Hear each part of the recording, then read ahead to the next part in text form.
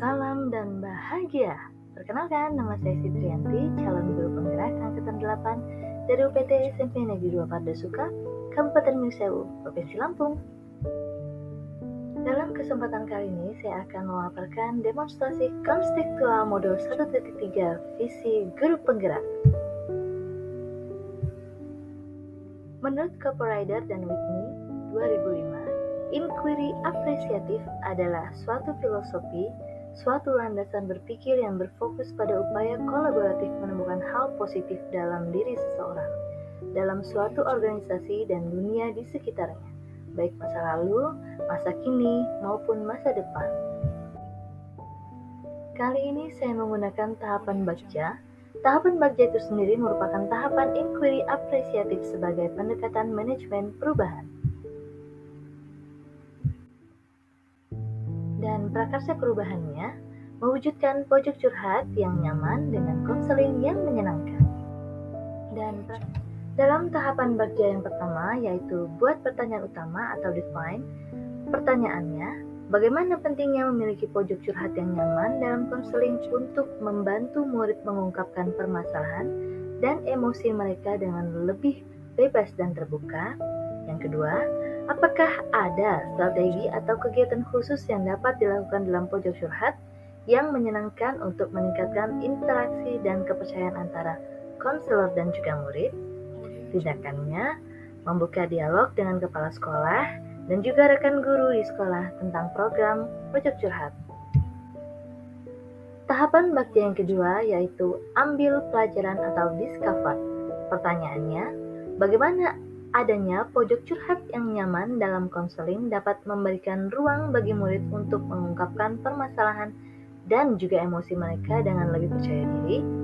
Yang kedua, mengapa penting bagi murid untuk memiliki ruang curhat yang nyaman dalam konseling agar mereka dapat mengungkapkan permasalahan dan emosi dengan lebih jujur? Tindakannya, membuat poster atau leaflet untuk dibagikan murid agar mereka tahu bahwa ada pojok curhat. Yang kedua, meminta testimoni dari murid tentang pojok curhat yang menyenangkan. Tahapan Bagja yang ketiga yaitu gali mimpi atau dream. Pertanyaannya, apa saja hal yang dapat dilakukan di pojok curhat ini? Yang kedua, bagaimana murid dapat merespons secara positif terhadap lingkungan yang nyaman dan menyenangkan di pojok curhat? Yang ketiga, apa yang dapat dilakukan agar pojok curhat tetap nyaman dan menarik minat siswa untuk datang secara sukarela ke pojok curhat? Tindakannya, berbagi kisah dan juga sharing tentunya bisa dilakukan di pojok curhat. Yang kedua, menanyakan pendapat kepada murid, bimbingan tentang harapan mereka dengan adanya pojok curhat. Yang ketiga, membuat desain suasana pojok curhat yang menarik, nyaman, dan berkelanjutan bersama murid. Tahapan Bagja yang keempat yaitu jabarkan rencana atau desain. Pertanyaannya, apa hal pertama yang dapat dilakukan untuk mewujudkan pojok curhat yang nyaman dan berkelanjutan? Lalu, apa langkah konkret yang dapat diambil oleh konselor untuk membuat suasana konseling yang menyenangkan di pojok curhat? Tentu tindakannya, berkolaborasi dengan rekan guru untuk tercapai program pojok curhat. Lalu, konselor menggunakan teknik konseling yang dikuasai sehingga konseling yang menyenangkan akan tercapai. Tahapan Bagja yang terakhir yaitu atur eksekusi atau deliver.